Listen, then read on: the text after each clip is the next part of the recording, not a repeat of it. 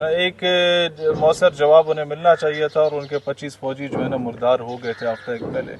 اور جس مقبوضہ کشمیر کے خطے میں 8 لاکھ ہندوستانی فوج موجود ہو اور وہاں 25 فوجیوں کے جنازے اٹھائے جائیں یا ان کو وہ ان کی کیا کہتے ہیں چتا کو جلایا جائے شمشاد گھاٹ میں جا کے, تو انٹیلیجنس فیلئر تو ان کا سامنے آیا اور عوام نے سوال پوچھے. اب اس انٹیلیجنس فیلئر کو چھپانے کے لیے ان لوگوں نے اپنے 27 شہریوں کو خود ہی قتل کیا اور اس پہ یہ رونا دھونا کر کے سمپتی گین کرنا چاہتے ہیں دنیا کے سامنے, اور ان کا یہ سارا فالس فلیگ آپریشن جو ہے وہ بے نقاب ہو چکا ہے. اب اس کی مد میں آپ کو پتہ ہے جب بھی مودی کا تھوڑا سا مورال ڈاؤن ہوتا ہے تو وہ اینٹی پاکستان سٹیٹمنٹس دے کے اپنا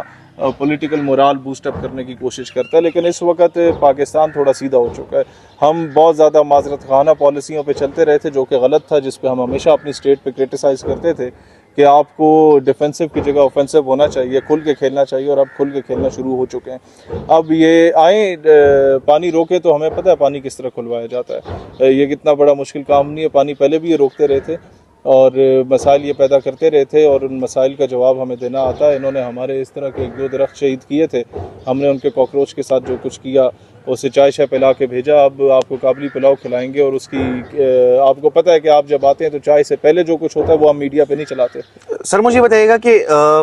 جو میجر گورا واریہ ہے انہوں نے جو ایک اسٹیٹمنٹ دیا, انہوں نے کہا کہ ہمارا دشمن کوئی اور نہیں ہے, ہمارا دشمن جو ہے وہ صرف اور صرف پاکستان کی آرمی ہے, اور انہوں نے میجر کرنل جرنیل سب کا ذکر کیا کہ ان کے ریٹس ہونے چاہیے. دیکھیں انہوں نے ریٹ لگائے کپتان کو مارنے کے 10 لاکھ, میجر کو مارنے کے 20 لاکھ. میں آپ کو ایک چیز بتانا چاہتا ہوں کہ اگر وہ کہتے ہیں کہ ان کے ہڈن سولجرز ادھر موجود ہیں 1500 کی تعداد میں, تو ہمارے ہڈن سولجرز کوئی 25 کروڑ کی تعداد میں تو صرف مسلمان ادھر موجود ہیں, اور 12-14 کروڑ کی تعداد میں ہمارے سکھ برادری کے ہمارے دوست بھائی خالستانی موجود ہیں ہندوستان میں. آپ اگر یہ پنگا لینے کا سوچ رہے ہیں تو یاد رکھیے گا کہ پھر ڈریں اس وقت سے جس دن ہم TTP سے بھی جا کے مذاکرات کر لیں کہ جناب علی پہلے جا کے کافر کو ماریں گے, اس کے بعد آپس میں وہ دیکھ لیں گے کہ خلافت تمہیں دینی ہے یا کسی اور کو دینی ہے, وہ بعد میں یہاں کی شریعت کے معاملات دیکھ لیں گے. ابھی تو کفر سیدھا حملہ آور ہوا ہے تو کفر کو جواب دینا چاہیے. تو ہم تو شکر گزار ہیں, جو کام عاصم منیر نہیں کر سکا, جو کام شہباز شریف عمران خان زرداری نہیں کر سکا, وہ مودی کر گیا, اس قوم کو اکٹھا کر لیا, ایک پیج پہ لے آئے ہیں. سر کیا کہنا چاہیں گے, آج جو ہے